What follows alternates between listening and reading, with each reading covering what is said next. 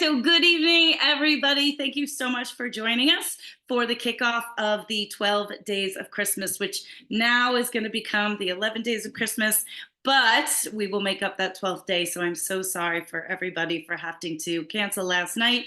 I desperately did not want to break the continuity of it, and I'm glad we could get the word out to everybody. And thank you to everybody for joining us tonight.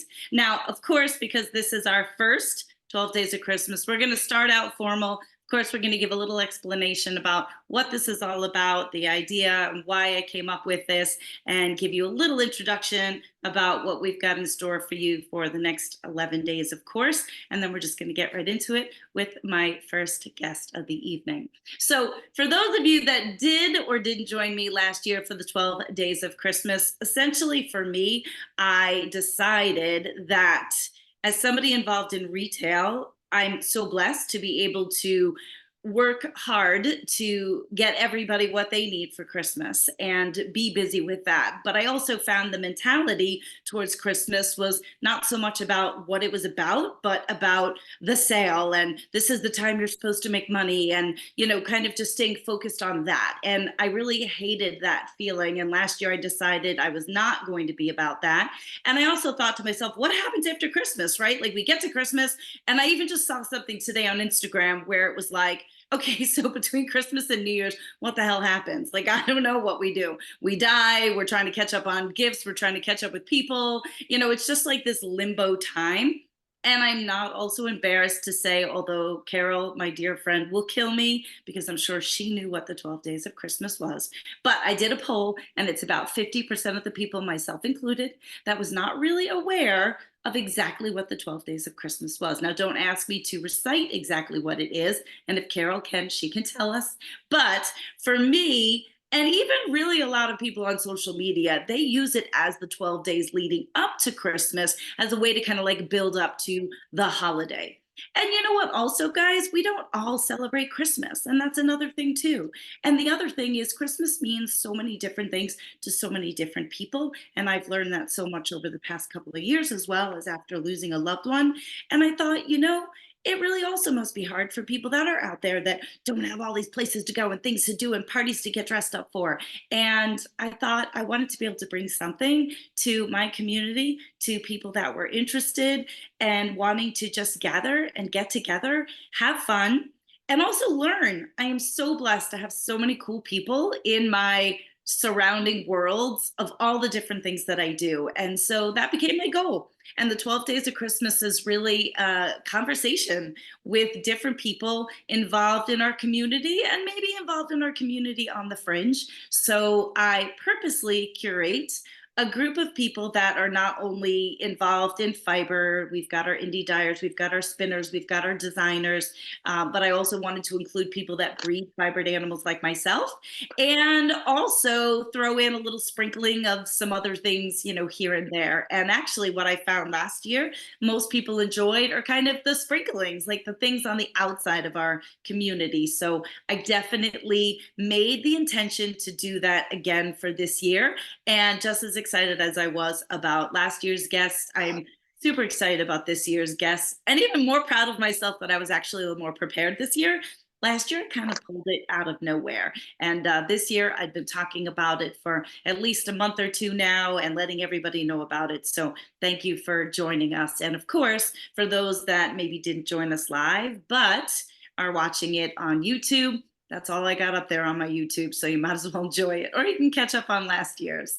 Now, a couple of things I also want to let you know about that we're doing. One thing that's new is I also wanted to be able to gift those of you that are with me live something just to say thank you and to make it a little fun. So randomly at the end of Carol and I's conversation, whoever knows when that's going to be, then I'm going to have Carol pick a number. At that moment, I'm going to look and see how many participants we have. She's going to pick a number. You guys are going to all hang on. You better not move. And I'm going to count down through the participant list, and that random number is going to get a $20 store credit to shop with us at Life. So just a little something to say thank you, and just a little something fun. And so I will say, I thought about just like sending you guys $20 in Venmo, but not everybody has Venmo. So, maybe we got to work on that a little bit. Outside of that, I also want to remind you guys that we do have some different like sneak peeks and drops coming up.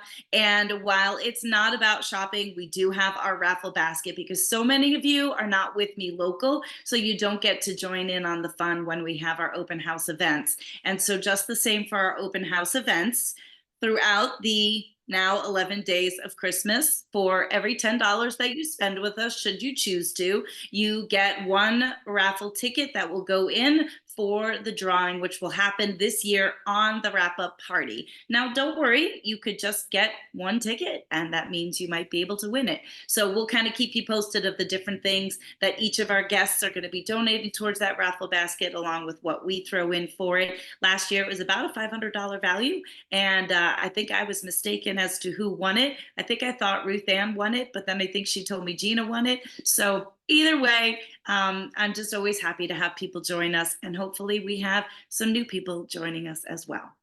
So with that, I want to say for many of you, although I'm glad not all of you, as I look at the names that are joining us for this evening, many of you are familiar with me talking about my best bud, Carol Reigh from Buck Hollow Llamas. She has joined me. Well, actually, I've sort of fell upon her, I think 2 times now for community night. So we've actually never Zoomed together in this way, which is why it took us a little bit to get going tonight. Generally, I'm at Carol's farm for community night. So that's a way that you've met her before. Plus, we usually do pictures or posts together when we're at llama shows together. But when I was thinking about wanting to bring somebody to the table, I know that I didn't have Carol with me last year, and I was definitely interested in bringing, again, somebody who breeds livestock like myself, fibered livestock in particular. And so I reached out to Carol. I will say she was a little like, I don't know what this is. What are you talking about? What do you want me to do? And I'm like, look, just go with it. Now, the fun thing for me is for those of you that were with us in the beginning of this, and even those of you that follow me on my stories, Carol really is not involved in social media. So this is like a once in a lifetime opportunity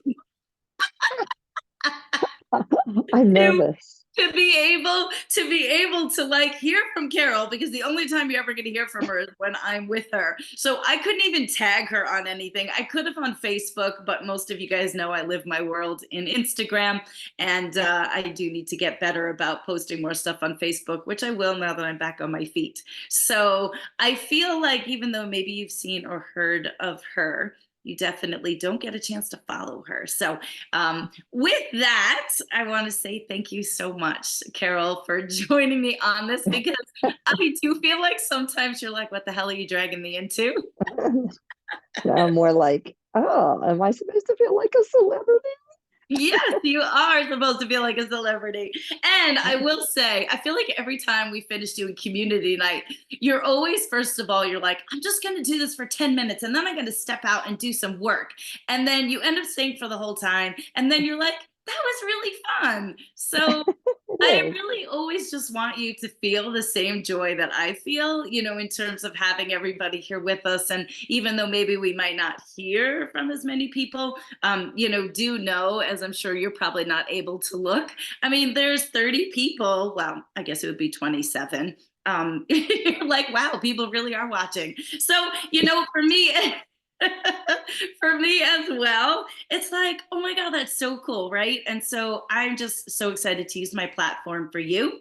So even though I said to Carol earlier when we were talking and just kind of briefing about this, now it's going to be weird in some ways because some of these things I know, and I have to go like way back to the beginning so that you guys have a chance to learn about Carol. And then, of course, we're going to shoot off in a million different directions. And then some of these things, I might like forget the details because, we don't spend every time we talk going back to like how you got started in llamas or things like that. So every time I do these interviews, even if it's with somebody I know, I still find it so enjoyable because I feel like I learn things all over again.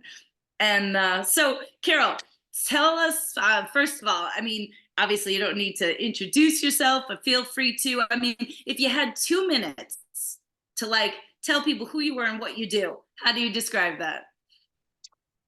I would say that my life is consumed with llamas and everything about them, from showing to their fiber to playing with them and helping people learn and educate them to how to be better llama owners, and doing my homework on researching genetics that I'm going to bring into my herd, learning to spin by default because I won a spinning wheel once. And so what's really interesting is I got into it because we needed something to help us mow the lawn. And I'm all about practicality. So I'm like, Well, now go oh, back to whose farm it was.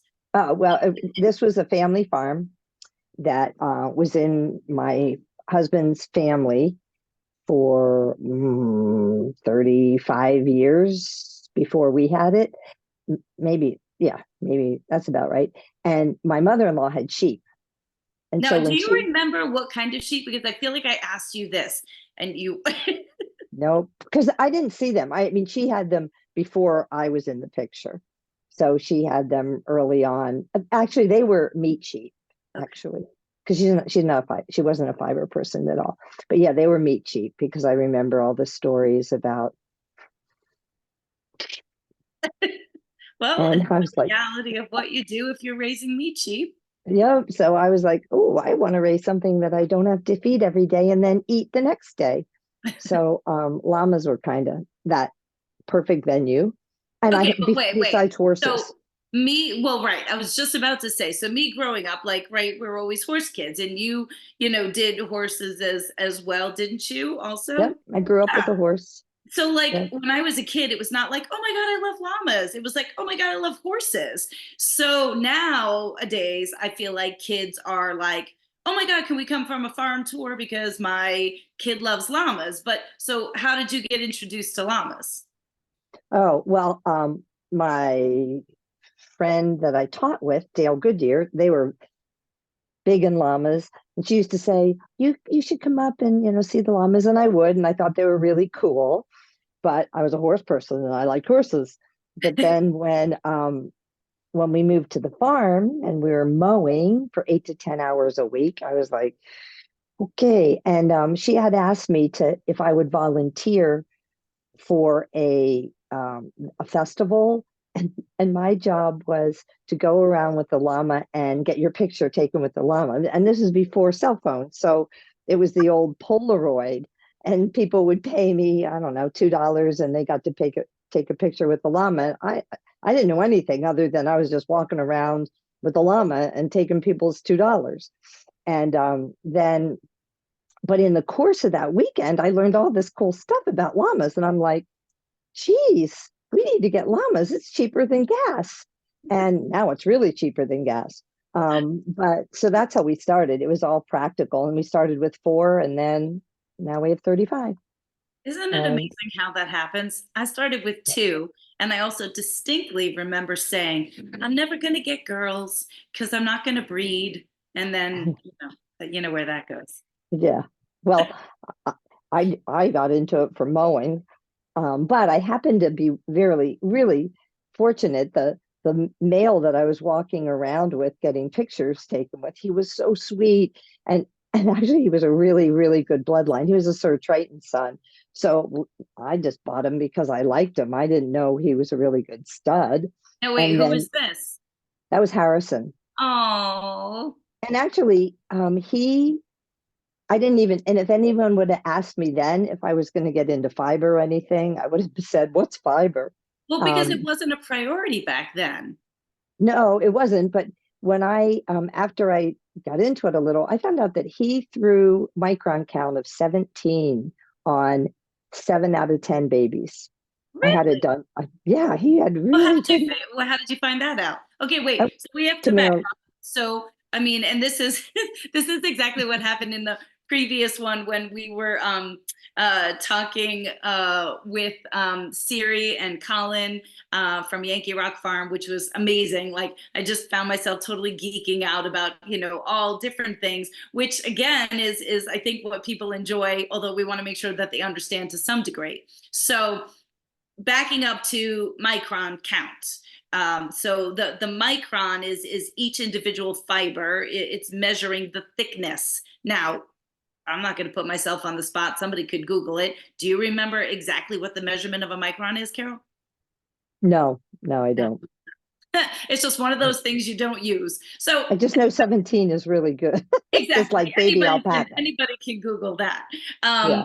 But what I was asking was, how did you know that? Because really, at this point, micron testing, it was something that you'd have to pay for, and you'd have to take a sampling from the barrel, from the side where the primest fiber is, and you'd send it off to this company, Yoka McCall, I think, wasn't it?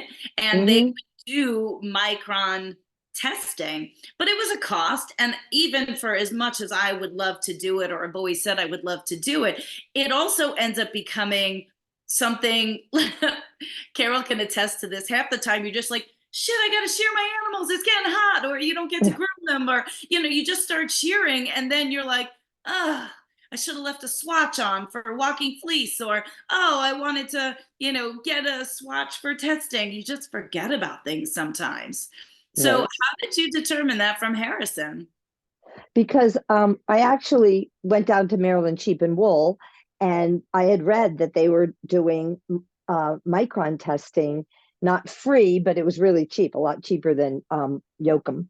Like I think Yoakum was $21 It was a a, lot. and then they were doing it like for $7. So I was like, geez, I'm going to take a bunch down. So I took like 20 down. And then they wouldn't do it because he said it was llama. And I said, wait a Oh, minute, right here in the ad, you say, testing, and you don't specify. I was like heartbroken. And so I left, and then I got mad. Not, how much I get mad, but I left and I thought, wait a minute. So I went back and I'm like pleading with the guy. And finally he said, this was a sheep expense, and this is for sheep people. And I said, well, you didn't say it was for sheep people right here. And so he I guess he buckled because I was, gonna cry. And so then he did them, and I was like, I thanked him, and actually we ended up talking and kind of being friends because I said, you need to come do this at llama shows, and I was all excited about it. But that's how I got like 20 of them done, because I think it was like $7. and cool. um and so that was really cool. And then I did all these different animals, and like 10 of them were Harrison babies because he was my main stud. I didn't have, and I was like, geez, 7 of the 10 were all under 17. We're 17. I was And like, thank you, oh, Erin. I knew it had something to do with like 1/1000th of, so the yeah, micron is 1/1000th of a millimeter. yeah. So It's there, not it's thin. tiny. And the significance too, for anybody who's not familiar with micron count. So the lower the number, the nicer the fiber, and then the larger the number, the coarser the fiber. And so generally speaking, when you look at reference materials that talk about llamas, it's funny, it comes to mind that meme that has gone on around Instagram where it has the llama and the alpaca, and it has all the mean things about llamas, like funny mean things, and then it has all the things about alpacas.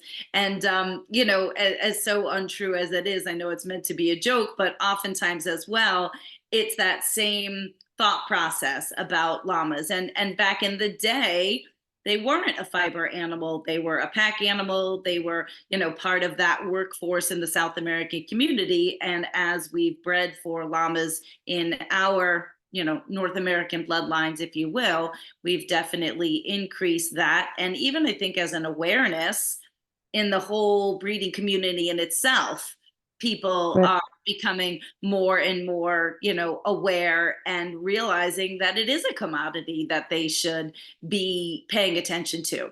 of course, I'm thinking about some of those bigger breeders that would never have been in walking fleece classes before, and now we see them in walking fleece classes. So, it's great though to see other people involved, in those ways. But you've been involved way longer. I feel like way longer. When did you start? With llamas Yeah.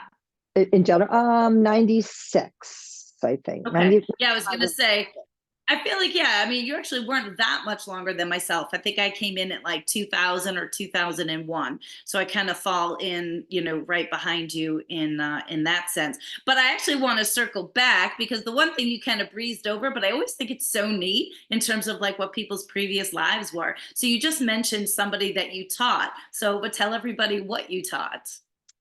I taught senior English, and I that's where with Dale, and we shared a classroom together. So that's how we got to be good friends. And she's the one that had llamas first, and that's who I got my first four from. And so what And did you love about teaching senior English, or what made you choose English in the first place? well, because I kind of wanted to be a guidance counselor, but I remembered when I was in school, your guidance counselor just helped you, you know, fill out papers, or I never really saw my guidance counselor ever.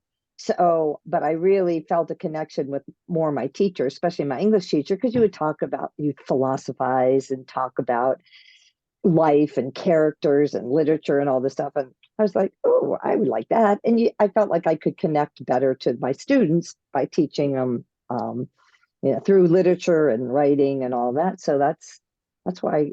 Little did I know I'd be spending half my life grading papers till 2 and 3 in the morning.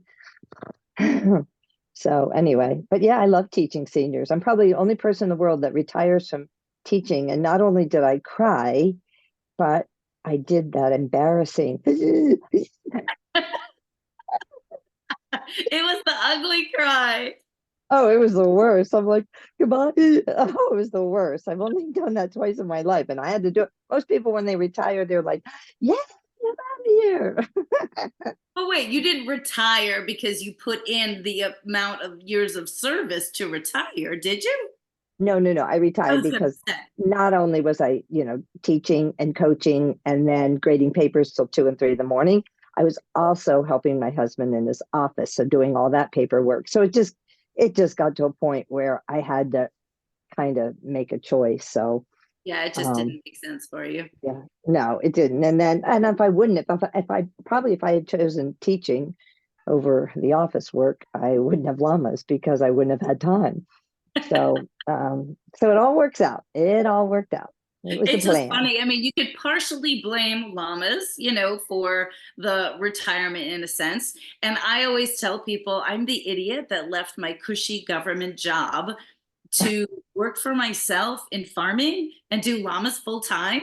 I'm like, what was I thinking? But like they just get in you and you're like, I'm gonna do this 24/7. And Yeah, I just jumped as well. I mean, of course you had lots of other things going on to help support that as well. So but either way, it's kind of yeah, fun though to right like leave one thing, you have a second chapter and also follow your passions. yeah. And it wasn't less work. This is certainly not less work. I'm not getting any more sleep than I used to, but it's different work. So than sitting there grading papers all the time. So So I know we could like, in terms of a lot of what I wanted to make sure we talked about is that I want to just bring education to people. And for those of us that breed animals, again, we can of course talk about yarn and things like that, and we will.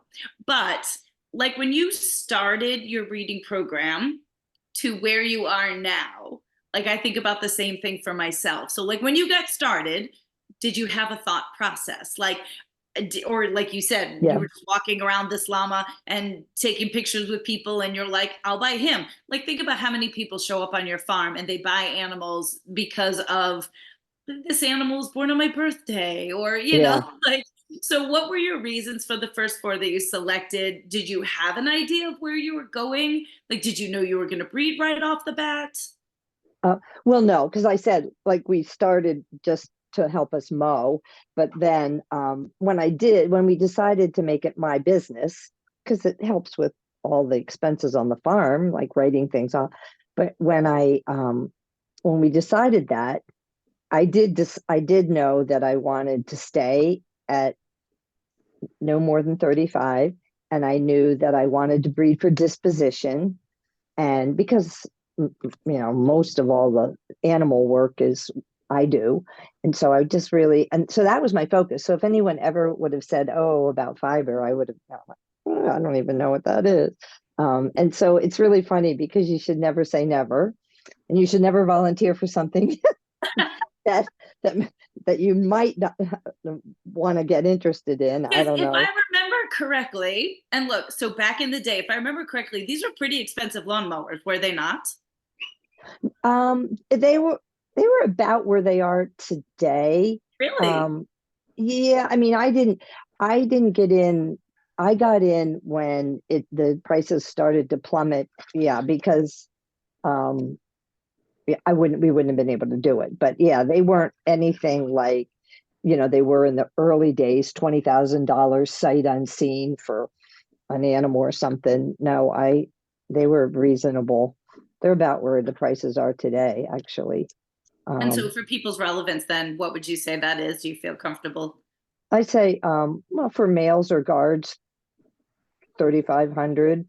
For females, anywhere between maybe five and then whatever. I mean, you see them go for in the teens at Yeah. auctions. I don't think that's the norm. I think 5 to 7 is the norm, maybe for a female.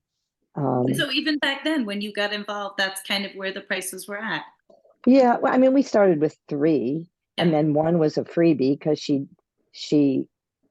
was well, Dale and Dale wanted to get rid of her, so Well, that's what I was gonna say. Isn't it they funny? Isn't it funny how they people threw do her that? in. They And you they think you're threw getting her a in. bonus. Yeah, they threw her in the package deal. So yeah, so we had 4 llamas, and then it just went, and it's so much fun how things just travel from one interest to the other. I mean, I didn't know that I would be doing performance, and I love performance, although I did start with it a little. And then the whole fiber thing is like, you can't throw things away that are this nice, or so yeah, it's really interesting. Next thing you know, I'll be cart driving. No, no, no, no. Wait. We'll circle back to that. The one thing I do want to say, of course, I am looking at the chat, so I really appreciate. I love seeing you guys chatting back and forth with each other. So, Carol, a couple of people mentioned about either having family members being teachers. Also, Patty, who's been with me before, she mentioned that she's a retired teacher, but she said she definitely didn't cry. So she said she's very much enjoying her retirement. Um, and yes, Erin, generally speaking, so that would be something, and I appreciate, because sometimes we get chatting on things and we forget like what would be common sense to perhaps somebody else. So females, generally speaking, are always going to be more expensive than males, because what you have to think about is you can breed them and make more. So as long as they are of age, meaning of breeding age and breeding viability, you're going to get more money for a female. Now, plenty of people buy females just as pets because that's just what they like, and that's fine. But you're still going to pay for that, because, as I always say, and sorry, I don't think there's any gentleman with us, but there could be. But in the livestock world, it's a woman's world, and we need very few males in that sense for breeding purposes. So otherwise, most of your males are gelded or castrated. As a llama, we call all livestock castrated, but as a llama that's castrated is called a gelding. And so there's really very few that are selected as studs. And the females, again, unless it's an older female that is maybe no longer breeding and would be sold as a companion or a pet, that would be another thing to consider that way. So that's kind of how we look at things in the livestock world. And then I feel like there's also always other criterias as well. And so, and I'll go into that. Um, does that mean Paul Paul Millard just commented. He said, "There's a male here." He's like, "I'm on with Cindy." Well, Paul, you know, I've already told you before, and you know it's a woman's world. So I will say, guys, for those of you in the chat, I'm so glad they are here. But Cindy and Paul Millard are going to be with us. They will be with us on January 1st.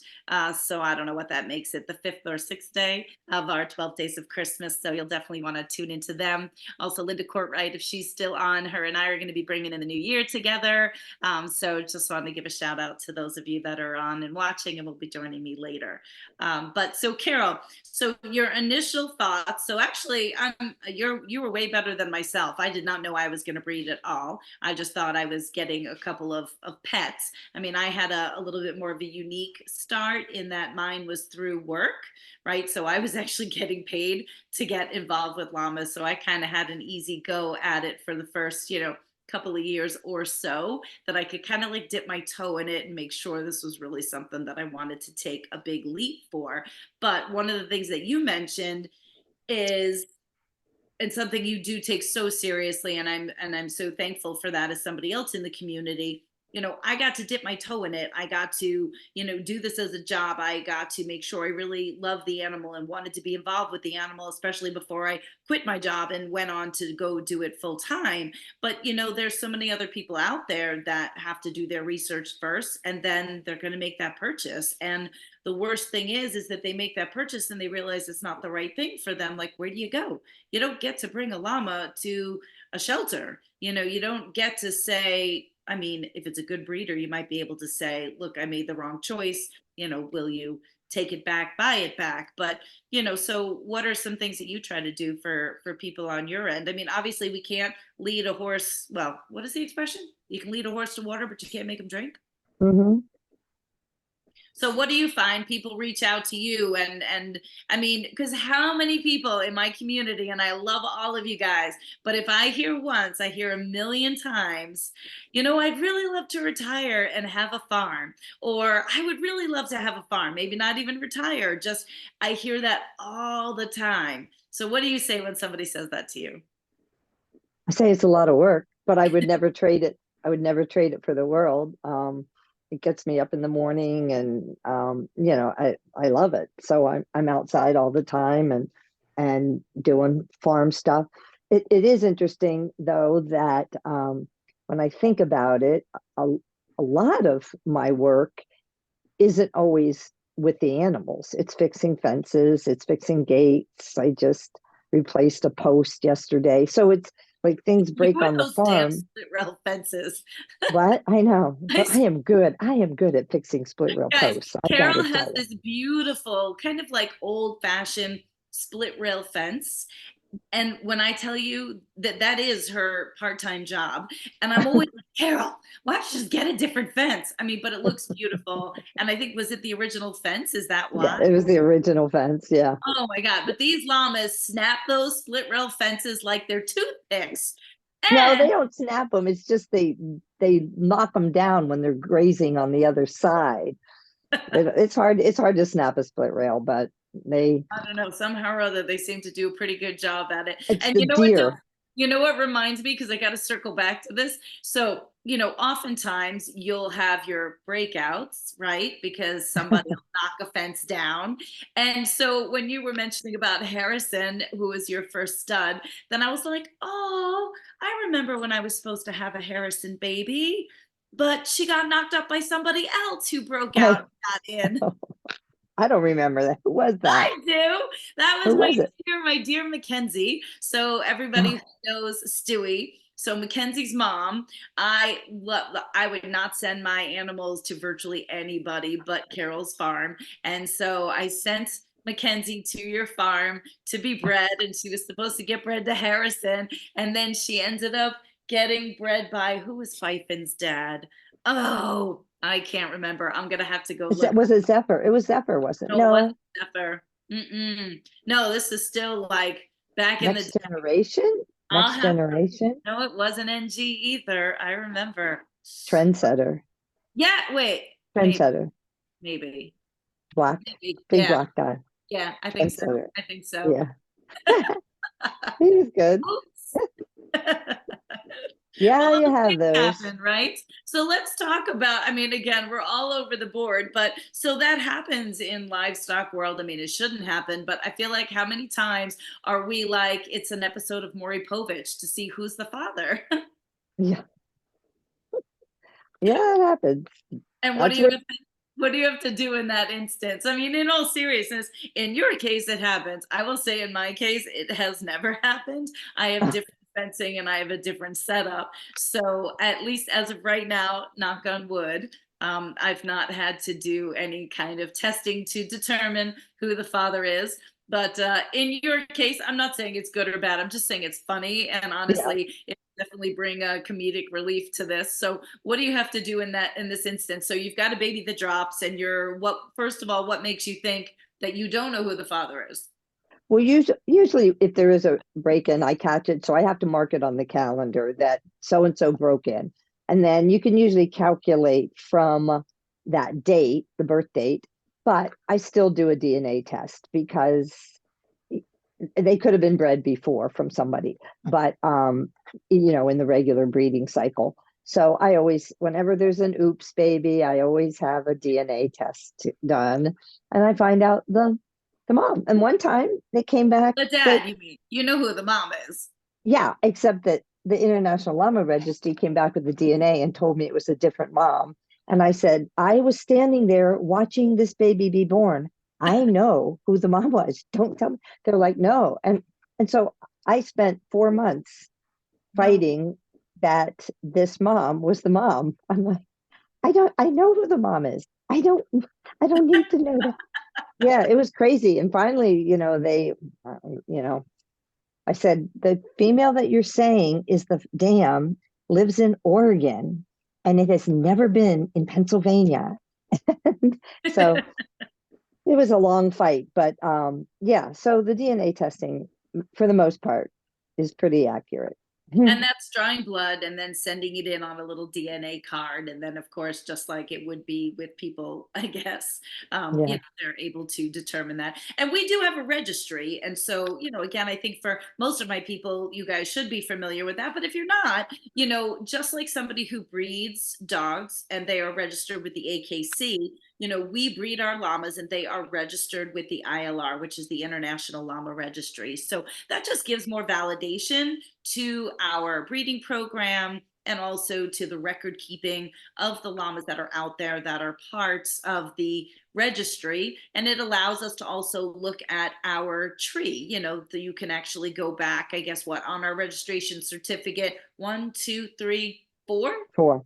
You can go Four. back 4 generations to be able to see the whole family tree. And then also, even in some instances, see the countries in which those bloodlines come out of, because back in the day, they were able to track whether or not our llamas had Chilean blood, Peruvian blood, Bolivian blood. Most of them now are purely North American, but it was interesting to see all those things, Argentine, and then the different characteristics that would come out of, those different countries. And I don't know, are there people, Carol, that still breed solely for that? Like I'm thinking of, was it Wayne? Who am I thinking Wayne of? Rankin, he did Peru? pure Peruvians. Steve Fritz has a line of pure Peruvians. Oh, So that's right. there's some people, and there's a couple people that still have pure Argentines. But That's true. and then there used to be back in the day a woman that used to do Bolivians. Actually, Bolivians have some of the best fiber in the world. Really? Hmm. So now again, you said when you first got started, so you thought and you knew from the start disposition was most important to you. And So, confirmation. and And confirmation. confirmation. Yep. So what do you look for? Because now this is one of the things that we could argue in terms of the standard. I mean, I think that's the hardest thing for those of us that show llamas is and I don't know, maybe it is for different animals, but I only show llamas, that there can still be variation across the board as far as what one judge sees or what another judge sees, or the llama of the early day definitely had a much shorter neck. Now we talk about llamas that have a much stretchier neck.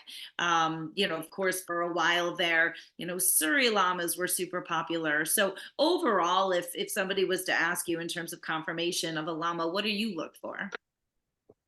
Well, and somebody asked what's conformation. Conformation is the structure of the animal and how they track.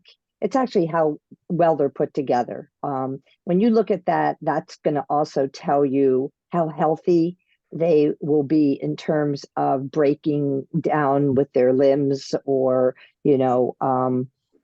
overall, because these guys are pack animals and they're used, in South America very heavily for packing, but here we're not, they're more pets. And but conformation is really, for me, it's key. I mean, it's the structure that everything else goes on. So I like, as you know, I like tall and stretchy. An Escalero, who was my big stud, was his dam actually changed the whole look of the industry. She's the one that introduced the really tall, long necked llama. Like you said before, they were short necked. And actually it was almost any animal with four legs, and you called it a llama, people were going for. Now, there's definitely a nice balance between the length of the neck and the length of the back and the length of the legs. There's always the football player type, the Argentines that look like linebackers, and then there's the Escalero type that kind of look like basketball players. That's what I always tell Oh my people. gosh. Okay, so that is so funny that you said that, because I don't know that you and I ever had that conversation. I swear, I don't think so. And so, for anybody that's ever heard me or anyone that ever comes on a farm tour, so I have Evan, who is Escalero's son, and then I have Sir Arthur. And I always say Sir Arthur is built more like a football player. He's got a shorter stature, and he's got a rounder body.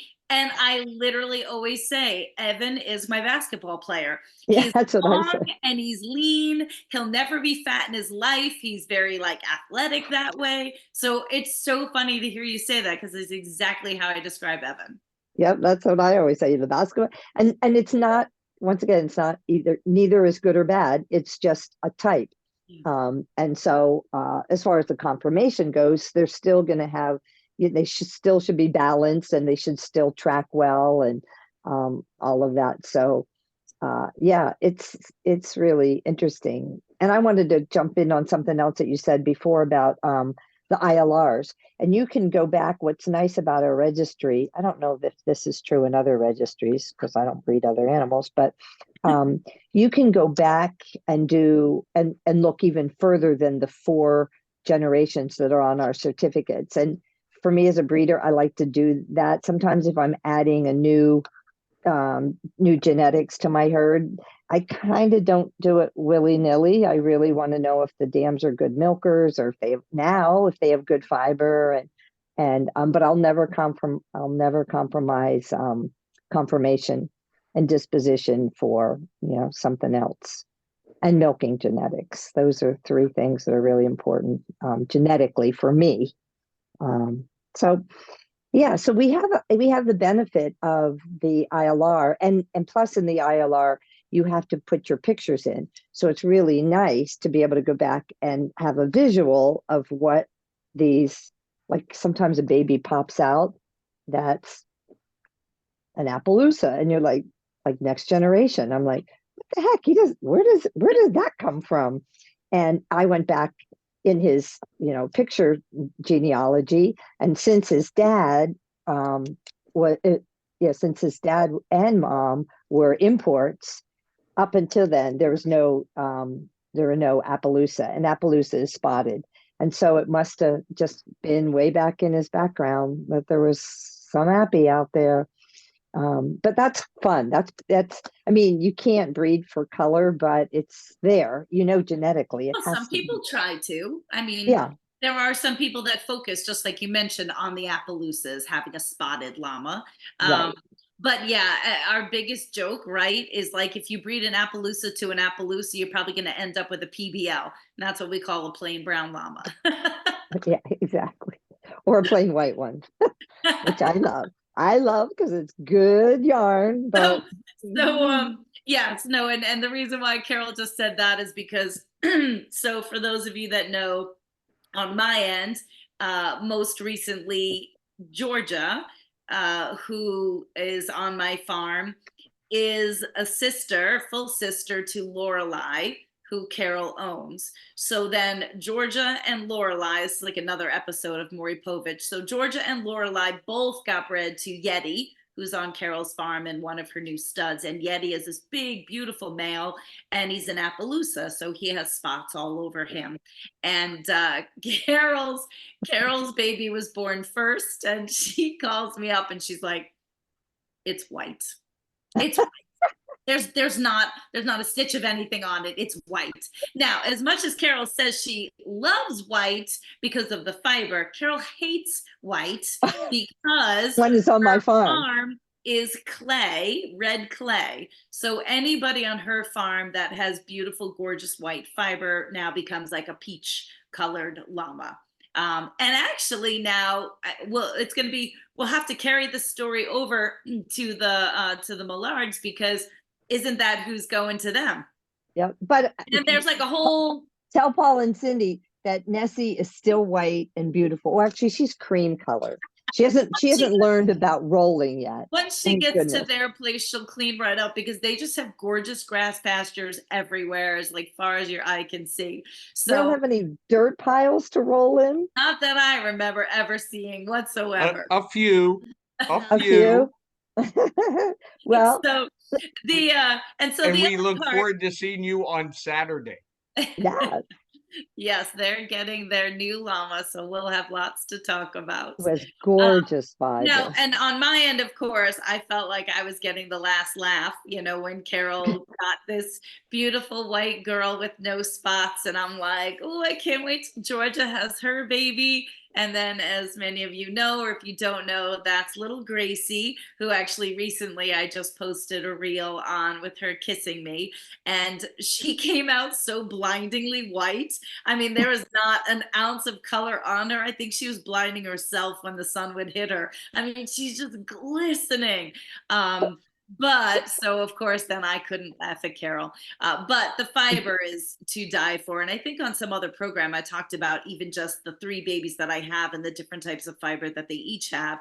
But undeniably, the fiber that's coming out of, your new guy, Yeti, is just absolutely gorgeous. I think we both said it's almost like a grease, right? Oh yeah, well, yeah, and but it's gorgeous, absolutely gorgeous. So I might shear before Saturday.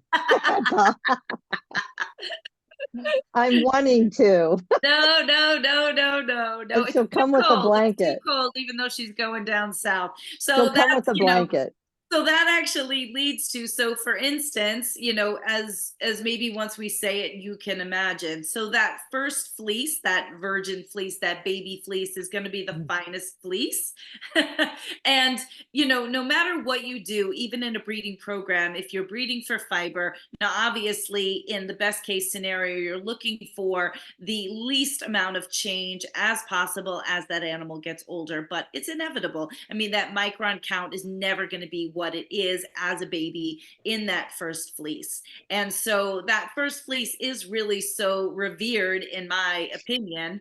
And for me, for instance, I actually don't use my baby fleeces in my yarn batches, because I feel like individually they're just so special that they don't deserve to be grouped with others to go into yarn. So for me, and I've been doing a better job about it and will continue to do so, but I like to market my baby fleeces specifically to people who want them, who are spinners, who know how to work from the raw fleece and then turning it into yarn. So I don't know, do you do the same for your baby fleeces? Pretty much. Sometimes if I get like all one color and they're really nice, I'll kind of sacrifice and have a batch of yarn made. But generally I save them for hand spinners, because it really is nice. Or roving. I'll have roving made with it. But yeah, it's nice. It's killing me. But, well, it's that tough thing, because it also depends on, right? So you have both spring and fall babies. I generally don't have 2 crops of babies. So on average, how many babies do you feel like you have a year? I probably have 6. to 7, 6 to 8, maybe. I don't know. I was gonna say, I feel like usually a baby's running all over the place. Oh, No, wait, I really don't. 6 to 8 a season, or No, like total? I'll have like this spring I had 4, and this fall I had 3. So and that's a lot for me. Usually I I've been increasing it, but that's usually I would have like 3 and 3 or 3 and 2. I mean, always try to breed 3 females in one season because I always want to make sure if one slips that then there's at least 2 babies.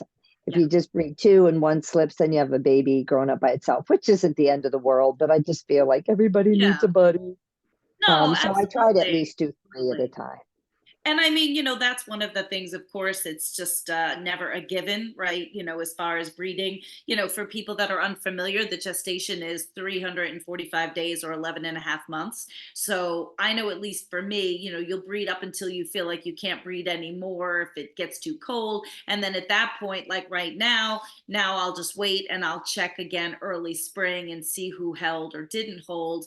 And, inevitably, sometimes somebody slips. You can't really quite call it an abort if it's that early and you're not finding things in the field. But I know you've had that happen before, right?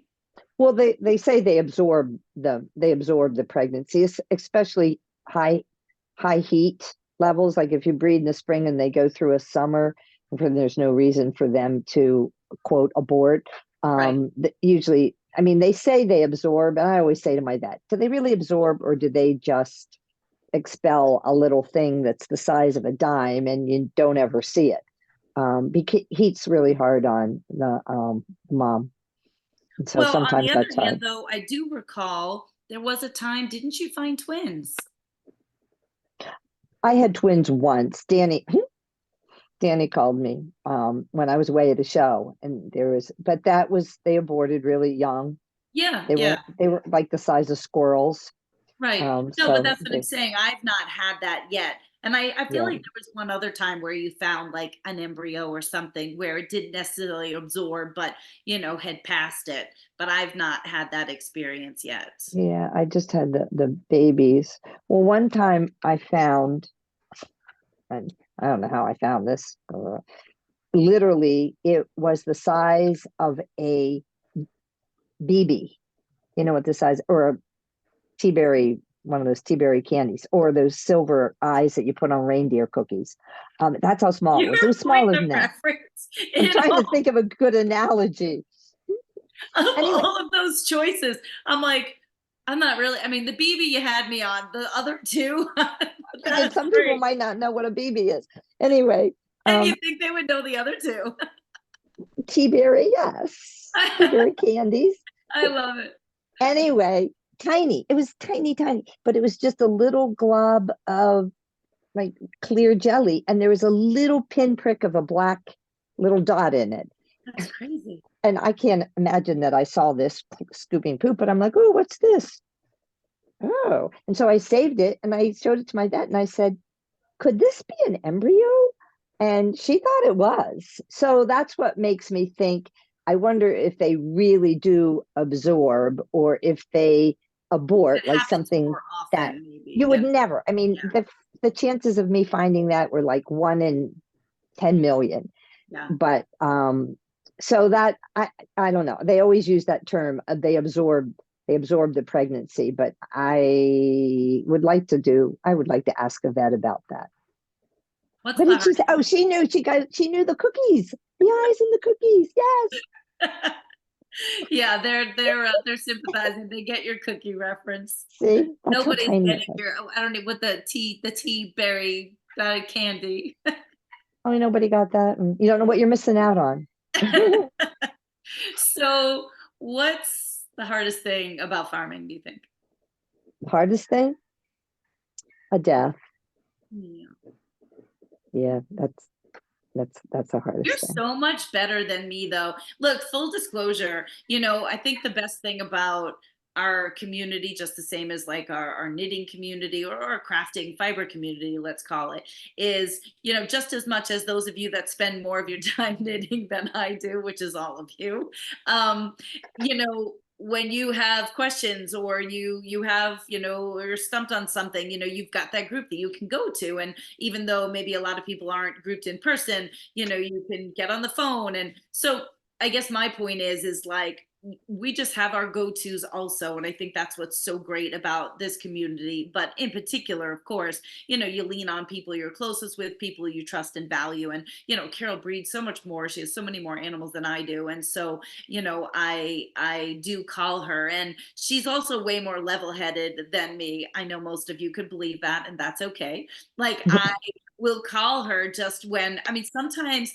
I'll be the first to admit, I feel like after you have like a bad year of births or something, I'll never forget the one time I was like freaking out as like she's trying to give birth. And then when she finally gave birth, like all of a sudden, even the metatarsal glands look weird to me. I was like, oh my God, what is that? Like sometimes you just get so freaked out about the weirdest things. And literally, I will call Carol and I'm like, or you got to talk me off of a ledge here. Or if I'm having a legit problem that I just always value her advice and help, because I feel like she has gone through a lot more, than I do. But I equally Oh, believe in call you, and just in terms of the way we both deal with things differently. I'm usually calling you right away if like somebody's dying or died, or, and you'll usually wait a couple days and then you'll call me and I'm like, oh, like, I can't believe you didn't call me. I'm like, I would have I, been there for you. And I I know you're usually just, I can't talk about it. Usually, I'm just more like, I know you're definitely, you hold it to yourself more. And it's just interesting how everybody processes it differently, right? But mhm. that is the hardest part. And it doesn't matter whether they're older, right, or younger, although I think admittedly that tragic death, or that, unexpected death or untimely death of a younger animal, is, wouldn't you agree, definitely harder? Yeah, yeah, yeah, She's like, it all just sucks. yeah. It does. All right, I want to dive into some fiber stuff, but first, what is one thing that somebody needs to know about you? I know what you should say, but I'm going to see what you say. Like, what's one thing, like, totally random? What's one thing you want somebody to know about you? That I'm a twin? Is that what You you were always thinking? forget that. I I don't totally know forget that all the time. what do you think I should say? I don't Well, know. no, but yes, you are a twin. You're a fraternal twin, and you always say you're the black sheep of the family. Oh yeah, that's it. I'm the black sheep of the family. I'm the black llama of the family. I'm the white llama of the family. Because nobody else is involved in farming in your family. Nobody. I've always been the black sheep. Which is amazing, because I always say, honestly, I don't even know how we are like best buds, because I am like the devil reincarnate next to you. And I will absolutely admit that 100%. Oh, So I think when we get together, it's just a perfect example of like opposites can attract in so many ways. But do you recognize what I'm wearing? I wore in honor of you. You're not going to recognize it. my glasses on. Well, you're tiny on my phone. Well, that's because you're on your phone. Okay. Do I recognize it? I can't What see do it. we have to clear go across 3 lanes for? Pull over anytime we see, wherever we are, whatever we're doing. Goodwill. Goodwill. Oh, that's what I should say, right? I'm the I'm Goodwill just queen. I'm just trying to, well, personally I call you the Goodwill whore, but that's okay. I prefer queen, thank Well, you. all right. But either way, I mean, this is one of the sweaters you gifted me. Now, nowadays it's super popular for people to like go to Goodwill and actually flip things and make money off of it. But she'll usually go to Goodwill and then she'll be like, here, I found this for you. Or whenever we're at a llama show and she's coming up with like her fancy outfit, she's like, $3 Goodwill. $4 Goodwill. And Hey, then I got you a pair of boots. and I was gonna say, and then she'll be like, I had to buy this. She has one thing on that she had to pay full price for.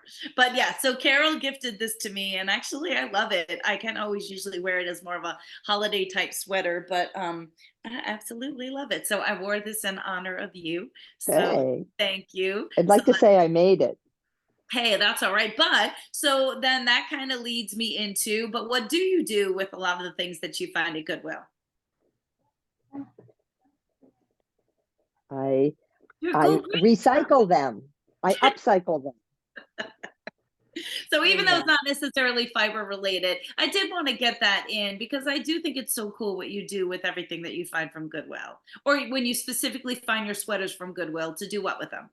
Oh, well, we do fingerless gloves that are, and I don't have any here, unfortunately, because we were just at a show. Fingerless gloves and mittens, and we make these little I have boot mountain cuffs from you. boot toppers. Yep. We haven't done them in a while. We make really cool reindeer, but they're really hard to ship, so we just do them at a craft show. And then we make these cute little gnomes, and I don't have one that are actually money holders, and they're very cute too, and they're fun. So that's what we do with our recycled stuff. And then some stuff I just needle felt on and embellish a jacket or a sweater or something. And then I just needle felt a flower or a llama or something fun on it. So yeah, it's fun.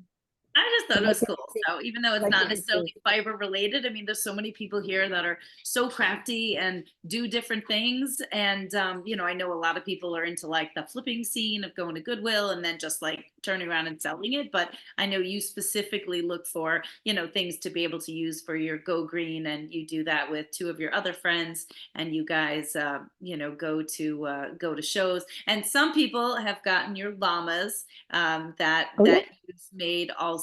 So we've had those on before in some other programs that we've done too. Now, they're really fun.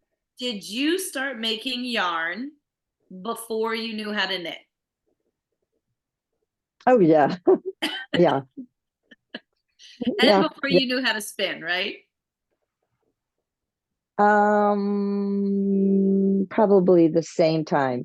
Okay. Um, but yeah, because I couldn't throw it away. After I found out how good it was, and actually my friend Bonnie, who's a shearer too, Bonnie, who she Yes. only hand shears, for years, for at least 10 years, she would say to me, "Your fiber is really nice." And I used to think she was just yanking my chain. Okay, yeah, Bonnie, thanks. Yeah, yeah, yeah. And so one time, she was bugging me, and it was one of the very first fleece shows. Well, at least the very first that I knew of. Since I wasn't into fleece, I didn't pay attention. And I thought, I'm going to send this off. And I didn't even know how to skirt. I knew nothing. It was just in a bag, and I sent it off.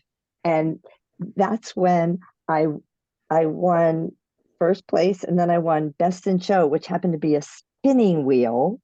And then I sent it to nationals and got second place at nationals with this fleece. And that was really an eye opener for me because I was like, I really shouldn't be throwing this stuff away. And then as far as the spinning wheel, everybody said, "I wanted to win that spinning wheel. You don't even spin." And I said, "I'm going to learn." And so I kind of got shamed into learning, but I mean, I love it. Well, when I do it, I don't have that much time to do it, but yeah, so that was really fun. So it was all just a interesting sequence of events that got me into the yarn and the fiber and so I appreciate all you knitters. I mean, literally the very first fiber show I went to, I was so scared. I I could have died. I mean, literally, I thought, "Oh my gosh, what if somebody asked me about knitting?" Ah. And But so when you say fiber show, like vending. yeah, like vending, and Okay. my one and only, I had like probably 30 skeins a year. I don't know. I had my first batch, and it was painful for me to sit there. But then I realized that everybody that came into the booth, well, literally everybody, even the 5-year-olds, knew more than I did about knitting. And I thought, what the heck? I'm going to ask them questions. And so, because I thought I'm not going to, and I just said, look, I don't know about knitting, but I know about the fleece and the fiber and the animals and all of that. And so, everybody is so nice. I mean, they're like, "Oh yeah," and they tell you everything.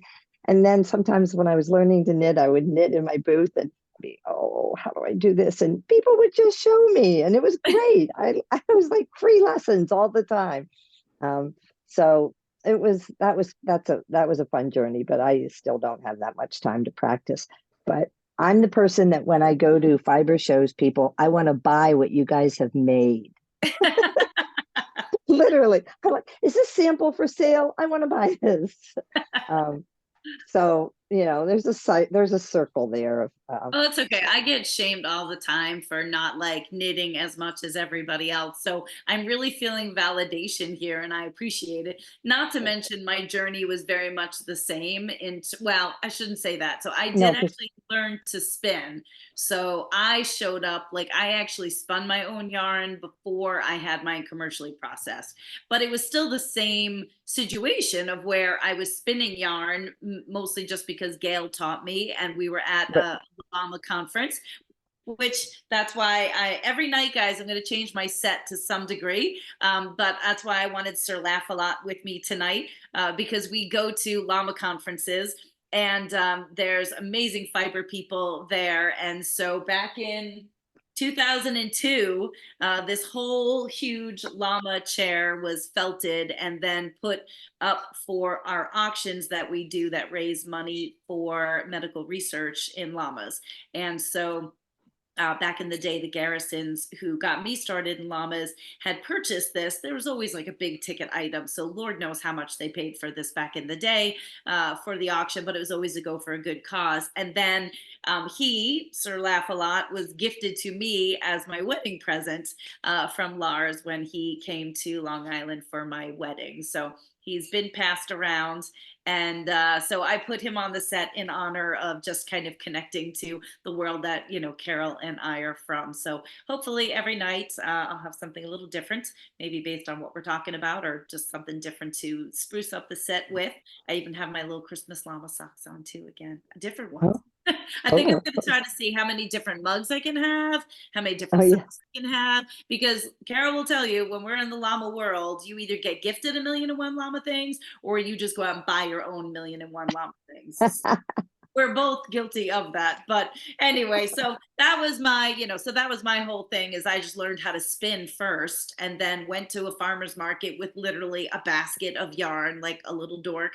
And then I was wanting to sell my basket of yarn and knew nothing about it. But I just, the same like you, I thought, well, you know what? I say if they buy it, if you know what to do with it, that's wonderful because I don't. And then, eventually you learn along the way and that's all you can do. But Yeah. now you make beautiful yarn. Yeah. My So llamas do. your llamas do, so, and I didn't of course, in the beginning I gave a little introduction to everybody, and again, guys, this is about bringing content to you, but we do make it a little fun as well, so hopefully people didn't jump out, but every night we'll be sharing with you guys what our coupon code is for the week. And I know some of my lifers that are on, if you want to drop it in the chat, you can certainly do that. And for anyone who missed it because they already jumped off, they'll get it another night. But our code for this next 10 days, guys, is going to be TDOC, 12 Days of Christmas 23. So TDOC 23 is our code. I know many of you guys already have coupon codes for different things, but I'm hoping for all the new people that join us, this is going to get you 10% off anything you shop in our store. There's a couple of exclusions with some certain specific things that I'll let you know about. But just as we're about to talk about a couple of the yarns that I still have in my shop from Carol, I just wanted to let you know that, because I think like anything else, when you have a better understanding about what goes into something and the fibers behind it, the animals behind it, it just gives you a better sense of appreciation. And so I just wanted to make sure I got that out there for you guys. And don't forget, for every $10 that you spend, you will get a ticket to go in the raffle basket that will be drawn for our wrap-up party. And don't forget too, there's always trivia questions. So something from tonight's program, I'll be coming up with a trivia question, and then we'll be running through our trivia questions on a wrap-up party. Each of our guests, I'll be picking something that means you would have to be really listening and picking up on it. And we'll see who can come up with the answers for those, and then you'll get a little prize mailed to you. So just trying to always make it fun for you guys. But Carol, so I just happened to, because I know you probably do have any other yarns in front of you. No, sorry. I don't care. You're just so funny. You're so funny. So There's no, a reason so we're friends. I grabbed the 3 that I still happen to have in my store. So one of the things that I started during COVID is for some of my fiber farmer friends who don't have the same platform as I do. I really enjoyed creating what we call our farm to yarn collection. So that's more of where we can actually trace the carbon footprint of the fibers, the yarns that are in our store versus the majority of mine, which is always transparent, that we call American raised and spun. So we know there are still fibers that are coming from US farms, but I can't maybe necessarily say exactly which ones. So that's really always been fun for me, and to really be able to give Carol that platform. And I know some of you have reached out to her, because better luck squeezing some from her than what I have to do to squeeze them from her. But so I've got Morning Fog, which I've had in the store before, because every once in a while she gives me a couple to be able to have. And this is a worsted weight, and this was back when this is from the same mill that I've used. And what I really love, which I'm regretful that I've gotten away from it to some degree, because Carol is still way more grassroots than I am, which I absolutely admire. And so on this one, we've got Hailstorm. But so explain to everybody, when we do yarns, like, it's not just Hailstorm in here, but what's your intention by at least, letting people know, like, what do you want people to know about what goes into your yarn batches as far as the work that goes into it, the amount of fleeces that go into it? Oh, yeah. Well, with Hailstorm, with that, what I try to do, Hailstorm is gray, and has gorgeous, gorgeous fiber. and his Zephyr mom and yeah, Hailstorm, all of and the Hailstorm babies are named after like Storm or storm Hail, things, Hail weather Mary. And things. so I try to collect then all the gray fleece from that bloodline, which, was stemmed from his mom and dad, and then even some of his babies that I still have on the farm. So because the bigger the batch that you can give to the mill in one color and length, the better price that you can get. And so I try to collect those, but it really, what amazes me is after I tap at the shears, and then I shear some, and then I get all these bags and I weigh them and I measure all the standard length of each fleece, because you can't put, just because I have like 6 fleeces that are gray and of that line, if one of them is 5 inches and all the rest are 3 inches in length, I can't use the 5-incher or whatever. It can only have a 1-inch deviation. So that's just stressful.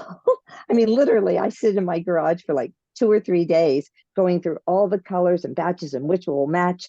But then when I finally name them or put an animal to them, I try to put one that maybe that entire fleece is Hailstorms plus his friends. A lot of times I say Hailstorm and friends. I should say Hailstorm and family in that case. But yeah, it takes a long time. And I feel like as of more recently, gray is more popular. But I mean, in terms of versus brown, how easy is it to get gray? Well, I mean, I'm fortunate because I have Zephyr and Hailstorm, and I do have some gray. It's not that easy even with them because they don't always have gray babies. But yeah, so gray is a little more difficult, but it's also really pretty. Like, I think you have a denim and I have a denim too, but I blend my gray with a blue merino. It comes out a really neat denim, and so I love the gray for that if you want to add color. So that's See, I like designing them, and I also like coming up with ideas for a vest or whatever. I'll tell somebody this is what I want, and I'll draw it, and then all of you great knitters can do it. And that's what's fun. I like coming up with the ideas, but I like you guys because you can execute it. We're not good at the execution yet. Now, this one that I have that I've gotten before, so this one is toffee. So again, a little bit more in the brown family, which everyone knows sometimes how I feel about brown. But actually, I was surprised to see that this one is from Mufasa and Friends. Yeah, So, because and I know not all of your yarns will necessarily have the stud on them, but this one, I mean, the Hailstorm one, I've seen sometimes that they have the girls on them. I'll have to look at yeah, this. most of the time they do. The reason I had Mufasa, and actually that looks gray on my string, Yeah, with no, me, but it's I definitely know more. it's like a I wouldn't say caramel. it's a chocolate brown. I'd call it a taupe. How about that? We'll change it. I'll Yeah, call and it it taupe. or it looks like or caramel or whatever. But anyway, I actually Serafina, his daughter, who is beautiful fiber, I'll name some for her too, but I'll put all of those together because they're kind of in that same color pattern. And but yeah, I don't always do the actually you just happen to have the two that I have that are the studs. I might have a Yeti one. I might have a Yeti one. Yeah, I've But not seen that. mostly what? I said I've not seen that one then. And then Yeah, and that one also, this one also is a worsted weight that I have. And then this one, which I had once before and then got back again. This one you were calling Oreo Delights. So this one's even a little bit harder in terms of the fiber collection and all, because I'll have you talk about that. But this is what we would call a barber pole, right? So it's a white and a black that's been twisted. And then this one is Parisian Star. So this one is one that's named after the dam, but yeah. obviously you have to have a white and a black component. So can you recall kind of who's gone into here and then the added difficulty of what goes into this one? Yeah, well, it was Parisian Star and Blackberry Surprise and um uh Paradise. It was a whole damn line, 4 generations that have amazing fiber, and even when they were in their 20s, they still had great micron count. It was pretty incredible. So that was the black line, and they were all true blacks. I mean, it was great. And then they did turn into true grays because they got older, but the gray was wonderful. Wait, now, so And first of all, so one thing, I mean, which is just totally geeking out, won't be related to anybody on here. So this star, STARR, is because they all came out of this really, really well-known stud whose name was Five Star, who did have gorgeous fiber. And I actually had the pleasure of shearing him as well for a number of years when he was owned by Dick Snyder in Pennsylvania also. And I had always wanted, a 5 star in my line. I got that girl once and then never is able to get her pregnant. But I could definitely attest to as well, not only sharing the ones that you end up getting, but, it was amazing to see how soft that fiber was. But you just said an interesting point, which I know we get all these different tangents, but in terms of the color, so you just said, even though these were all predominantly black animals, that as they got older, they went gray. yeah, well, But so talk about the difference between an animal that's a true black versus that. right. Well, that I don't know if you remember Paradise, who was a true like jet black in her younger years, and she never she usually true blacks will not fade sun bleach. And yet people say that, but I sometimes question that a little. But because if you're out in the sun, you have to bleach a little, but they tend not to. But like I'm a Star and Paris and Paradise, both when they after the age of 10 grayed out, but their gray was, I always think gray should look like it's coarse.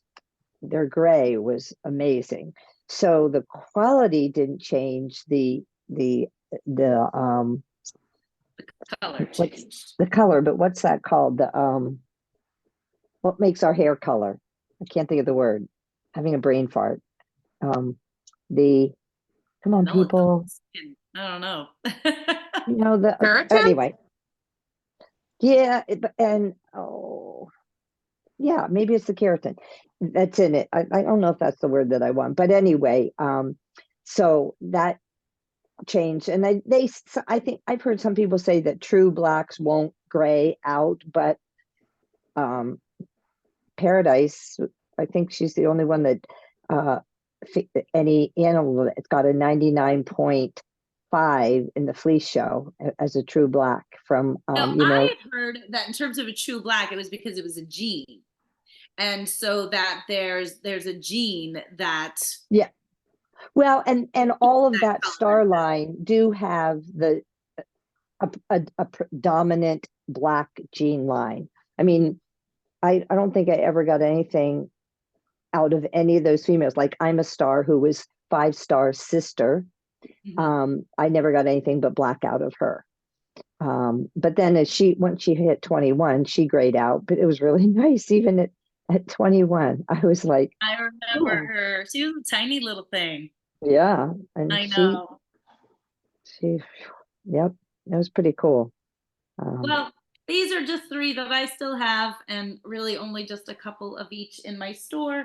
But and I I'll be sending you more. but I always just think it's really nice for to take the opportunity, just give a little bit more of a perspective, of behind the yarns. And before I jump into and then I promise we'll be wrapping it up. Before I jump into the lanyards, though, it just as you were saying, Parisian Star and Blackberry Surprise, although that's not related. And then I'm a Star. So I think that just reminds me of one thing that I also want to bring up as far as like naming, right? You have all these animals. And so, for instance, Lars and Gail Garrison, who I got started with, as breeders, a lot of times you have themes on how you come up with names. And I think that's just something fun, to pass along with people. And so I'll never forget all of their males that were born were named after apples because they had an apple orchard on their farm.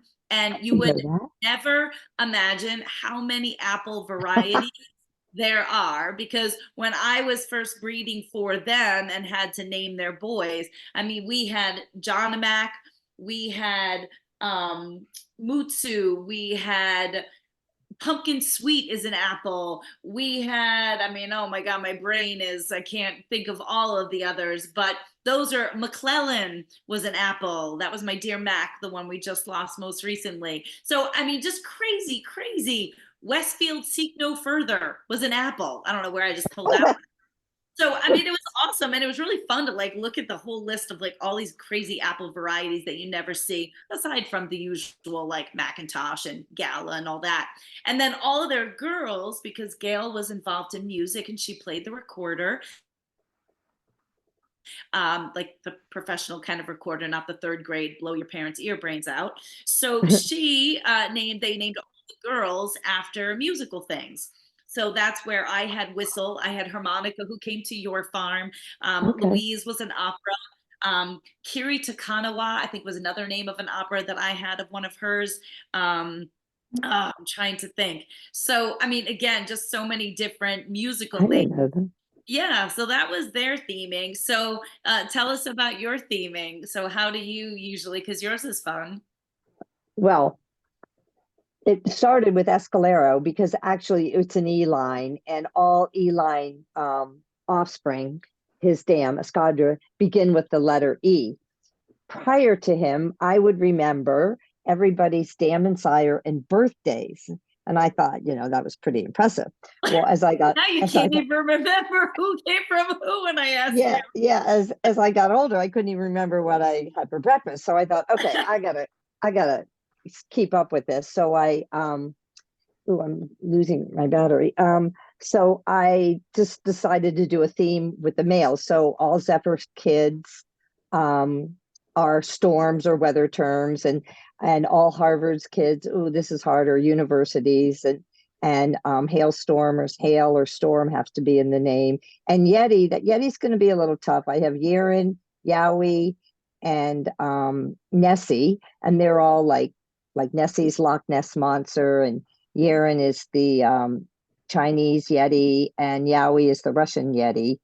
And so it's just you know, I don't know what I'll probably do Y names for Yeti because I'm running out of, you know, that kind of theme. But anyway, so then I sound like I'm really smart when people say, "Who's the sire of that one?" And I'm like, "Oh, that's Escalero."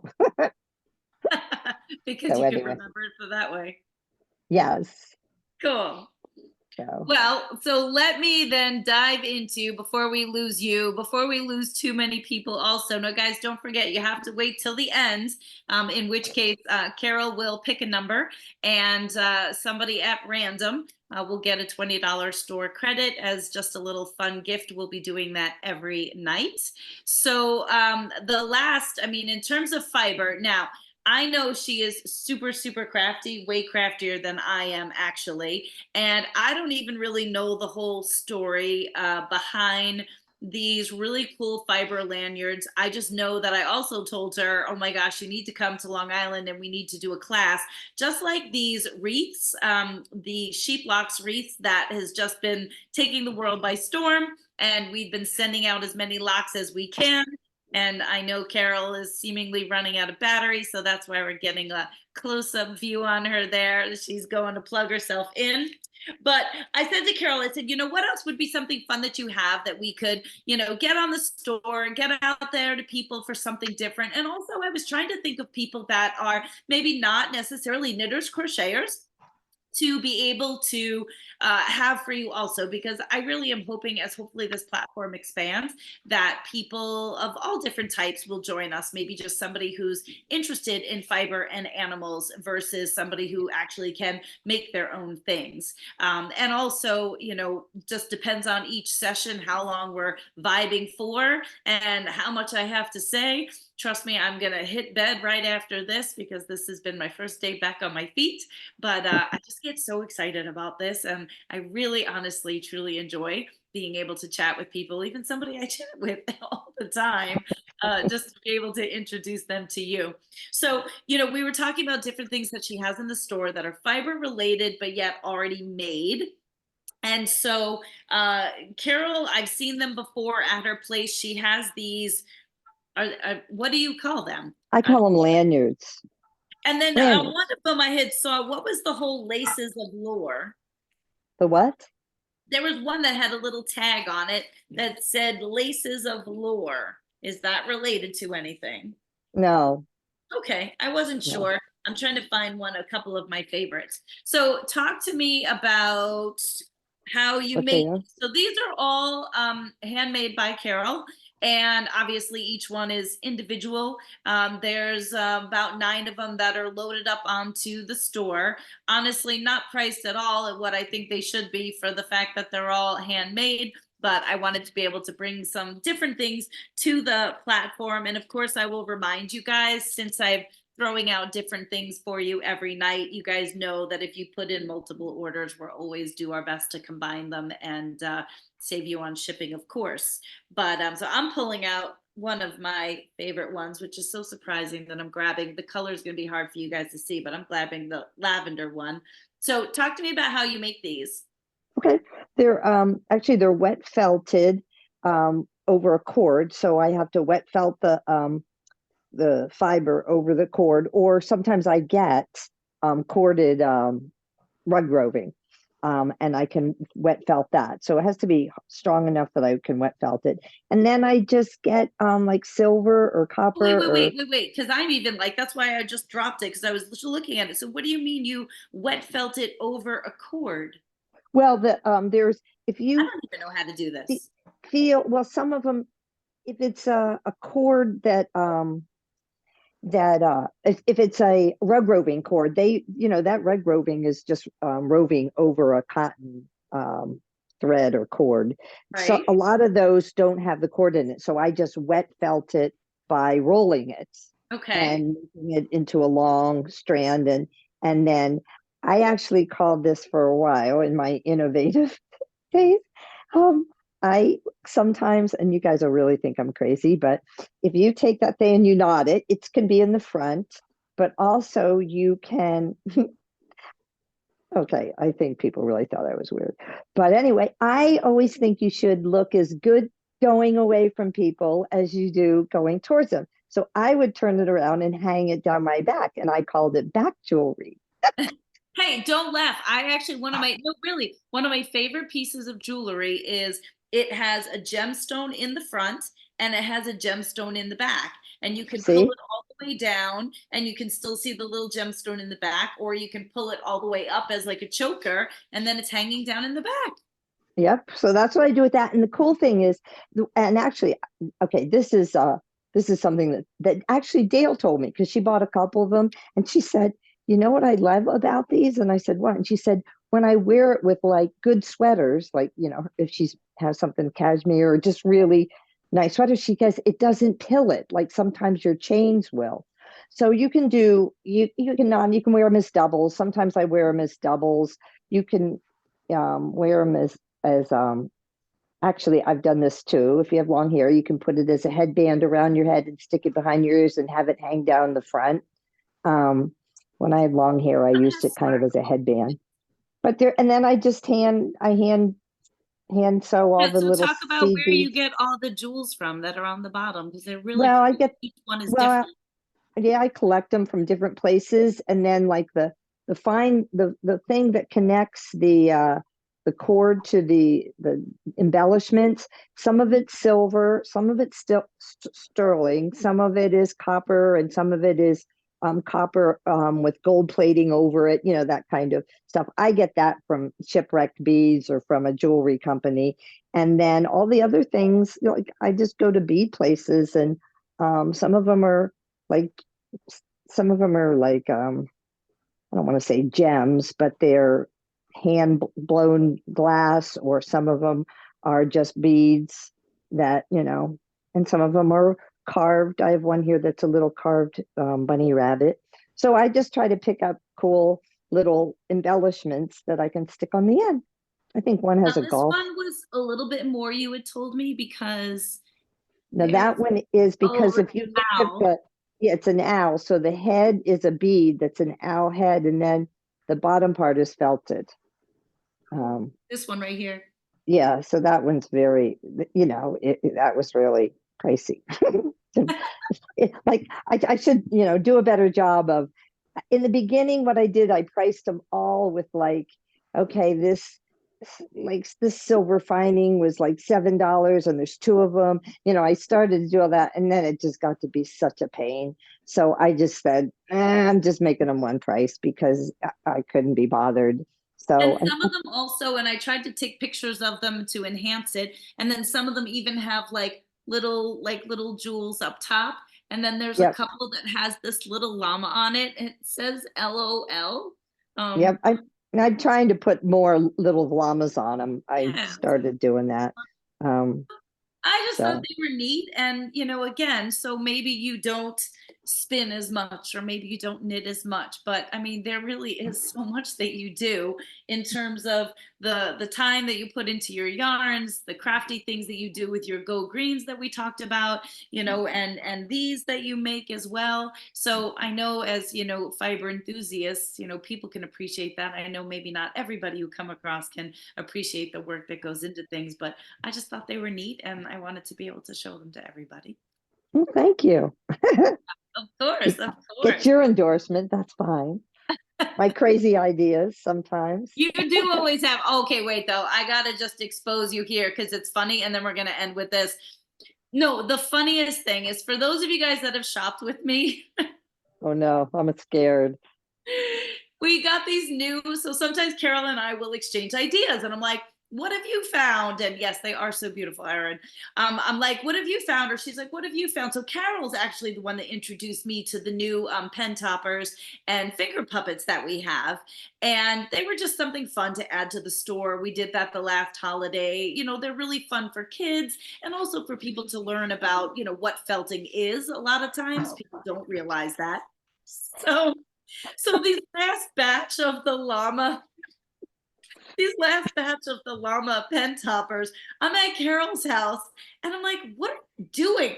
She's like, do you see these? She's like, they look so mean. She's like, look at their eyes. She's like, I can't stand it. So she needle felting over the eyes to try to make them look happier. And then she was like trying to, I don't know, what did you didn't like the ears? So you were trying to I do didn't like the ears, so I made and new then by the ears time for she him. was done, the llama looked like it was wearing a toupee. It was so funny.